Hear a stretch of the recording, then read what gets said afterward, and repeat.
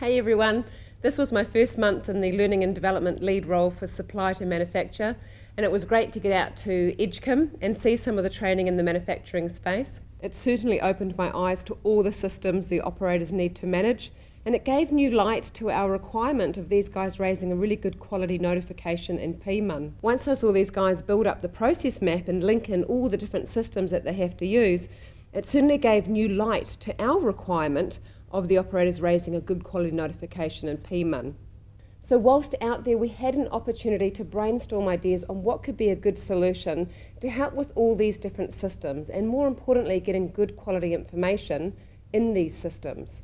Because not only do these guys raise a notification in a PMUN for us in maintenance, but they've also got MOM and SAP for P&I and eligibility. So our team are going to create a big laminated colour-coded systems guide that they can hang on a hook and refer to, whether it be manufacturing or a maintenance systems requirement. Now, there's no point having all this glossy learning resource if it's not measured. So we've also created a process measurement tool where we can actually track the quality of a notification. Stacey and his team in Edendale have started using this. So when you run IW28, you click on the process measurement in the high maintenance site, click on Submit Your Plant Scores, then respond to this survey. Then you select your site, and here in this drop-down list is your plants associated to your site. So email me your plants, and I will get the tech team to set them up like we've done here for Edendale. There are then questions to answer specific to what we require in a good work request. Once you've filled that out, you can then click on See Your Plant Scores, and it will graph your results.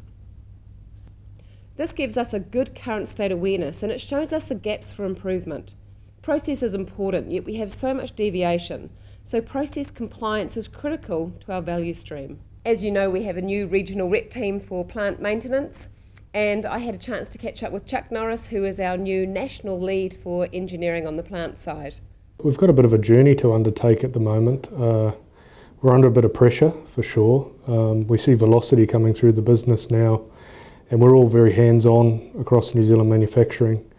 We don't have infinite cushioning money, and when we look at our 7 strategic themes from Teo, the one that resonates with me most right now is to optimise New Zealand milk. So when we look at asset care, asset leadership, and the velocity maintenance work, these are all driving in the right direction for different benefits over the next few years. Asset leadership is about how we unlock value from our assets for the next 10 to 15 years in our strategic roadmap.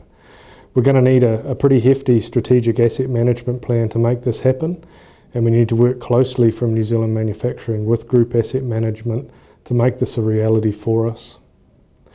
When we think about asset care and how we operationalise our strategy and how we get better every day in terms of what we do in maintenance and reliability, engineering, A&PC.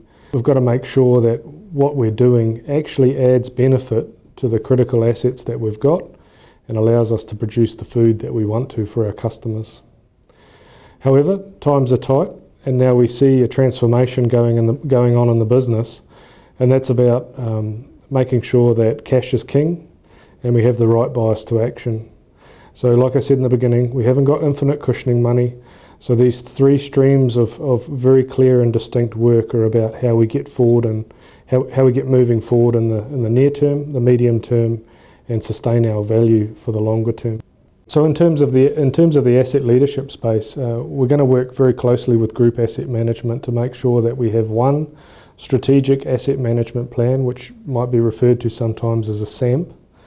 One strategic asset management plan that tells us how we will optimise New Zealand milk and achieve the goals for the business. That document and all the associated processes, for example ACAP, will all inform the decisions that we need to make on where we spend our money, how we spend our money, and what we deem to be a critical asset. When we look at what is required from the operationalisation of that strategic asset management plan, we're going to have to adopt some asset management strategies. At the moment, it's probably right to go to where the risk is, and we know from talking with group asset management that there are about 18 asset groups that have an S17 risk or higher.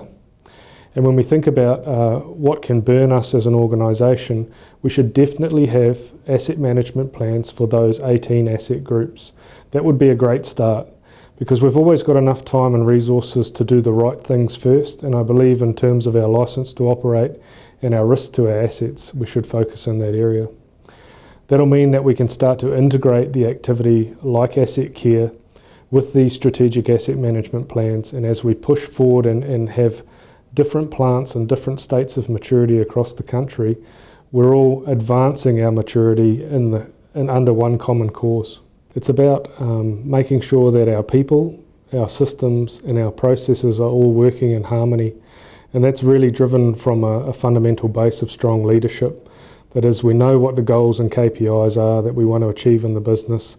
We have the leaders driving and making the right business decisions, and we have harmony between our people, our processes and our systems.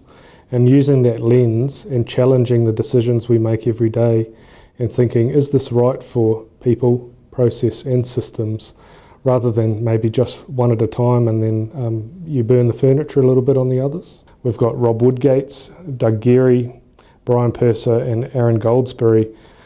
These guys are helping the maintenance managers and services managers to tackle the velocity challenge we've got right now.